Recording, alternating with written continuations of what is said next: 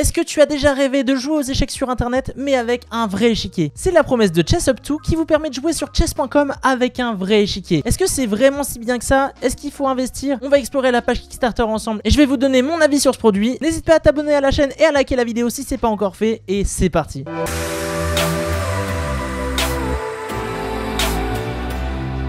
En tant que joueur d'échecs à commencer par jouer en club, j'ai quand même un attachement très fort aux pièces physiques et aux vrais échiquiers. Malheureusement, avec le temps, j'ai arrêté de jouer en club d'échecs et j'ai commencé à jouer uniquement sur internet. Sur internet, c'est vraiment pas mal, il y a plein d'avantages, mais c'est vrai que parfois la nostalgie me rattrape et le côté vraie pièce, vrai toucher me manque un petit peu. Je tiens à préciser qu'il n'y a aucun partenariat entre ChessUp2 et moi, c'est clairement juste un produit que j'hésite à m'acheter parce qu'il me fait très envie et je pense qu'il y a pas mal de personnes dans la communauté échecs française qui se posent la même question. Alors, est-ce que ça vaut vraiment le coup d'acheter un ChessUp2? On va voir ça tout de suite. Voilà, on arrive sur la page du Kickstarter du projet. Donc il faut savoir que voilà, c'est un Kickstarter. Donc le principe c'est, il y a un but à atteindre. Donc là le but c'était clairement 9330 € et actuellement ils sont à 301 998 €. C'est pour vous expliquer à quel point les gens attendent ce genre de produit. Donc voilà, ça veut dire que si vous n'avez pas investi avant le 15 mai, ensuite ce sera certainement disponible, mais je pense que ce sera à un prix plus élevé. Tout d'abord, j'aimerais comprendre quelle est la promesse de ce genre d'échiquier. Alors d'abord, on va regarder les fonctionnalités principales de cet échiquier. Donc il est vendu comme un échiquier qui est connecté directement à chess.com. On peut jouer des parties en ligne comme sur chess.com directement avec cet échiquier. On peut aussi affronter les robots de chess.com. Bon, ça on va pas se mentir, je trouve que c'est relativement inutile, mais ça reste quelque chose qui peut être intéressant. Voilà, si vous n'avez pas de connexion internet, que vous voulez quand même vous entraîner, etc. Il y a aussi une autre fonctionnalité qui est mise en avant, c'est que si vous voulez jouer avec quelqu'un en réel, donc c'est-à-dire vous avez vraiment, vous êtes deux personnes, vous avez votre échiquier, vous pouvez jouer directement votre partie sur cet échiquier et ensuite vous pouvez l'analyser directement sur chess.com. Voilà, ça c'est quand même quelque chose de plutôt cool. C'est-à-dire que votre partie que vous jouez avec votre ami, par exemple, ou quelqu'un de votre famille, vous pouvez ensuite directement l'avoir enregistrée sur chess.com juste après l'avoir joué sans avoir besoin de refaire tous les coups. Ça c'est plutôt pas mal, j'avoue que c'est une fonctionnalité que je trouve assez cool. Donc voilà, pour les fonctionnalités de chess.com, il faut savoir que ça va se présenter comme ça. Donc là vous aurez sur le côté de l'échiquier un petit écran sur lequel vous pouvez toucher. Voilà, c'est un écran tactile sur lequel vous pouvez par exemple choisir votre cadence, choisir contre qui vous jouez, choisir si vous jouez des parties classées en ligne ou alors si vous jouez contre des bots, etc. Donc ça c'est plutôt pas mal, je trouve ça assez esthétique en plus, donc c'est plutôt cool. Et dans les fonctionnalités de l'échiquier en elle-même, parce que finalement bon, on pourrait se dire qu'il n'y a pas forcément tant de technologie que ça qui est embarqué, il y a quand même des trucs qui sont assez intéressants, notamment le fait que par exemple quand vous touchez les pièces, quand vous touchez une pièce comme sur chess.com, l'échiquier peut vous indiquer où est-ce que cette pièce peut aller. Bon, ça va plutôt servir pour les joueurs débutants, on va pas se mentir, mais ça n'empêche que c'est une fonctionnalité qu'on retrouve et qui était sur chess.com, qui est pas forcément si évidente à faire, donc c'est assez intéressant de voir ça. Ça va fonctionner sous forme de cases lumineuses, donc là voilà par exemple vous voyez, hop, la personne touche la dame et toutes les cases autour s'illuminent. Donc ça je trouve ça assez stylé. Après moi je trouve que c'est un peu gadget et un petit peu inutile. Pour moi ces indicateurs lumineux qui sont sur l'échiquier au niveau des cases vont surtout servir pour indiquer les coups de l'adversaire, parce que malgré tout il faut savoir que sur ce genre d'échiquier, le gros point noir, notamment si vous voulez faire des parties classées en ligne, ça reste le fait que vous devez jouer le coup de l'adversaire à sa place. C'est quand même super confortable quand on joue en ligne de juste avoir à jouer son coup et que l'adversaire joue son propre coup. Là il faut savoir que vous allez devoir jouer votre coup et ensuite l'échiquier lui-même va afficher de manière lumineuse sous les cases le coup de l'adversaire et vous allez devoir le jouer à sa place.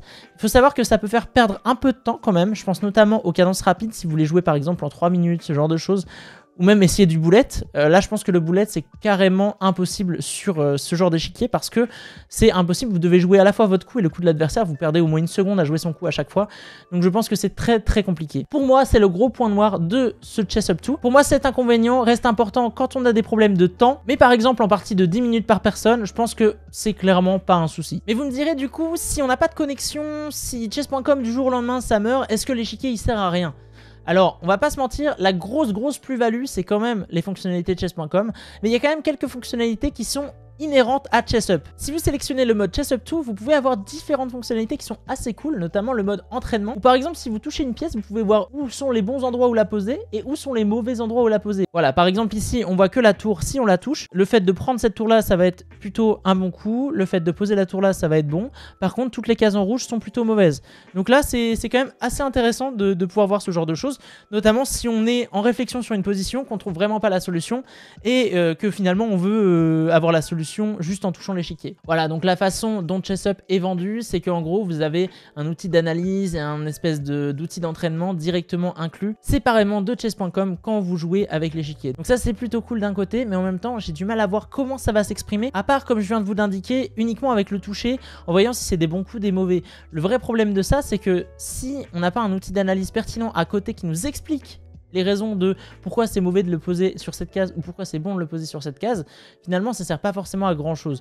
Donc pour moi, si vraiment le seul outil d'analyse c'est le fait de toucher la pièce et de voir où est-ce que c'est bon de la mettre et où est-ce que c'est mauvais de la mettre, je pense que c'est pas terrible. Petit passage sur les specs techniques. Donc au niveau des dimensions, on est sur un 39 cm par 34 cm. Donc il faut savoir que le plateau par lui-même va certainement faire 34 sur 34. Et comme on a une petite zone à côté avec notamment l'écran tactile, ça va rajouter 5 cm d'un côté. Si vous voulez, je vous passe rapidement une démo, comme ça on voit vraiment à quoi il ressemble.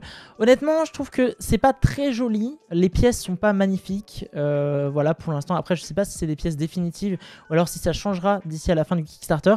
Mais je trouve que les pièces sont quand même un peu grossières. Après, elles se reconnaissent bien et ça, je pense que c'est largement jouable. Donc là, il allume directement. Ici, il doit y avoir un petit interrupteur de ce côté. On voit que les pièces, que les cases s'illuminent. Et ici, on a le choix entre chess.com et ChessUp. Donc ici, c'est assez cool parce que on peut avoir donc les fonctionnalités de chess.com, sûrement plutôt en online, sauf les bots, et les fonctionnalités de ChessUp, donc on choisit dès le début. Voilà, ici on a le plateau qui s'illumine. Je trouve que c'est assez bien fait quand même, les illuminations sous les cases. Ça marche assez bien. Voilà, ici par exemple, vous voyez, il va lancer une partie en 3+2. Il faut savoir que si on revient un tout petit peu en arrière, on peut voir que voilà, c'est possible de jouer avec un ami. On peut jouer donc contre un bot, avec un ami, et on peut jouer en mode online classique comme chess.com. Donc ça c'est plutôt cool. Ça veut dire qu'on peut jouer même avec des personnes qu'on connaît. C'est pas limité au mode online. Donc voilà, c'est parti pour la réelle démonstration. Ici il va commencer à jouer. Et on voit que voilà, vous voyez la luminosité ici qui s'est affichée. Ça indique que l'adversaire veut jouer C6. Donc là ça va être à lui-même de prendre le pion et de le pousser en C6. Ça fait pas perdre beaucoup de temps, mais ça fait quand même perdre un peu de temps. Voilà, donc ici ça joue et on voit que finalement ça se joue quand même plutôt bien. Ça a l'air assez réactif. Ici, voilà, on avait les tests qui montrent que si on touche notre pièce, on voit où est-ce que la pièce peut aller. C'est quand même assez bien fait. Voilà, là, il nous montre ici. Ça, c'est assez intéressant. Regardez, parce qu'en termes de technique, c'est quand même cool. Ici, il nous montre que c'est vraiment au moment où tu relâches la pièce que le coup est pris en compte. Parce que là, on a la dame qui est prise. Et on voit que s'il avance la dame ici, sans relâcher, le coup n'est pas pris en compte. Par contre, s'il prend et qu'il lâche, là, le coup est pris en compte et c'est bon, c'est envoyé. Donc, si le jeu fonctionne comme ça, c'est quand même assez bien fait. Et je pense que ça a un intérêt. Voilà, bon, moi, globalement, c'est tout ce que je voulais voir avec cette démo de ChessUp. On va pas se mentir, il n'y avait pas grand-chose de plus à voir, à mon avis. Mais je trouve ça quand même assez cool. Voilà, je trouve que, bon, c'est pas la finition la plus magnifique, les pièces sont pas incroyables, on voit encore là par exemple, on voit les traces de moulage etc sur les pions. J'espère que ça va être amélioré parce que c'est quand même un bel objet, je pense, ça peut être un bel objet, ça peut être cool d'en avoir un. Donc voilà, je pense que c'est quand même une belle pièce à avoir. Maintenant, voilà, ça va pas être pour tout le monde. Pour moi, si vous voulez un ChessUp 2, ça va être plutôt pour les gens qui jouent des parties un peu plus longues. Donc voilà, les gens qui vont jouer du 10 minutes régulièrement, par exemple, genre moi c'est vrai que j'adore jouer ce genre de partie. Je pense que ça peut être un achat qui pourrait faire le taf et avoir un vrai intérêt. Si vous êtes adepte du Blitz, en général, à mon avis, vous allez vite vous enlacer, vous allez vite revenir sur un ordinateur classique et vous allez dire ouais, en fait, ça sert à quoi de jouer les coups de l'adversaire? Enfin, c'est plus rapide de jouer normalement, quoi. Au niveau des compensations, vous pouvez soutenir ce Kickstarter. Donc, il faut savoir que sur Kickstarter, comment ça fonctionne pour ceux qui connaissent pas ce genre de truc. Il faut savoir que sur Kickstarter, il y a différentes récompenses disponibles selon le montant que vous allez mettre. Donc ici, par exemple, je vais vous faire un rapide tour pour que vous n'ayez pas forcément à aller checker par vous-même. Donc là, on va avoir d'abord, on peut juste leur faire des dons, ok, d'accord. Ici, par exemple, la première récompense disponible, elle est à partir de 199 $. Donc ici, Kickstarter nous indique environ 186 €. Petite interruption, je suis désolé, c'est le Myriel du montage qui vous parle. Pendant le montage de cette vidéo, je suis retourné voir un petit peu sur la page du Kickstarter et j'ai essayé de faire un achat jusqu'au bout. Et en fait, je me suis rendu compte que vous avez, quand vous êtes en France notamment, des frais de plus 49 $. Donc vraiment, ça veut dire que faites attention. Pour par exemple la contribution qui est mise à 200 $, en fait, vous allez payer 250 $. Donc à peu près, je sais pas, 240 €, un truc comme ça. Pareil pour la contribution à 250, vous allez payer un truc comme 280 € au final. Donc voilà, faites quand même attention à ça, c'est-à-dire que les prix ne sont pas exactement ceux que je vais vous donner dans cette vidéo. Vous aurez un Chess Up 2, donc là voilà, ça va vous donner un Chess Up 2 et c'est tout. Vous recevez juste le plateau et c'est terminé, avec les pièces évidemment. Ça veut dire que le coût actuel, si vous vous y prenez avant le 15 mai, c'est à peu près 200 €. Il faut savoir qu'il y a d'autres possibilités, par exemple si vous mettez environ 250 $, ici vous avez une sacoche pour transporter le Chess Up 2 et vous avez également deux petites sacoches de protection pour mettre toutes vos pièces. Donc ça c'est plutôt pas mal, c'est vrai que sinon ça risque de s'abîmer assez rapidement si vous voulez l'emmener à certains endroits. Le pack suivant c'est le pack à 279 $ qui s'appelle le pack Chess Up 2 Diamond Package. Donc là on a le diamant, le petit diamant de l'abonnement diamantchess.com. En fait le truc c'est que si vous mettez les 280 $, vous allez avoir donc tout ce que vous avez eu précédemment, donc voilà la boîte de protection, enfin le sac de protection, le Chess Up, les petites pochettes pour mettre les pièces, et vous allez avoir également un bon de réduction de 50% sur votre prochain abonnement chess.com en mode diamant. Donc si vous achetez votre abonnement diamant, vous aurez 50% de réduction. Par contre vous avez payé un peu plus cher pour avoir cette réduction, donc finalement je pense que c'est quand même assez rentable au vu des prix qui ont beaucoup augmenté ces derniers temps, mais ça n'empêche que voilà, ça reste de l'incitation à l'achat. Petit bonus pour ce pack évidemment, il vous donne également un petit lot de dames. Donc là je sais pas du tout comment ça va fonctionner, je sais pas si par exemple les cases s'illuminent quand vous les utilisez, je pense que oui, je pense que c'est quand même bien fait, mais comme c'est un jeu d'échecs à la base, je sais pas s'ils se sont embêtés à coder tout le truc pour les dames en parallèle. Donc voilà, si vous voulez avoir un jeu qui fait jeu d'échecs et jeu de dames, vous pouvez l'avoir en bonus avec ce pack à 280 $. Voilà, le reste des packs n'est pas très intéressant. Par exemple le pack suivant c'est un pack à 400 $, enfin 390, donc on a une très légère réduction. Si par exemple on veut prendre 2 Chess Up, voilà, on a globalement la suite c'est exactement la même chose, c'est deuxième pack x2, troisième pack x2. Donc pas forcément les meilleurs packs, mais si vous êtes plusieurs à vouloir les acheter, ça vous fait toujours une très légère réduction si vous en prenez plusieurs d'un coup. Au final, qu'est-ce que je pense du Chess Up 2? Bon déjà, tu peux me dire en commentaire ce que toi t'en penses. Tu peux aussi liker la vidéo si c'est pas encore fait. Bon, personnellement, est-ce que je vais acheter le Chess Up 2?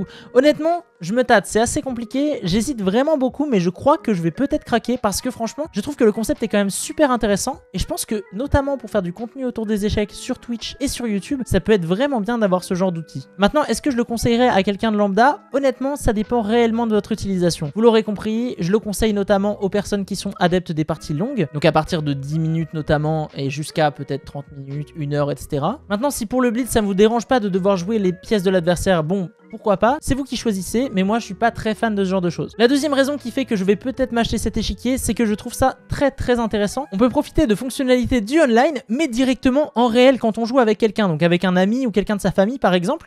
Donc ça c'est très intéressant, notamment la pendule. Je me dis que le fait de devoir à chaque fois jouer son coup et appuyer sur la pendule, ça reste un peu gênant, alors que sur chess.com, on joue son coup et la pendule est directement validée. Donc ici, l'avantage qu'on a, c'est qu'en fait, on peut juste jouer le coup.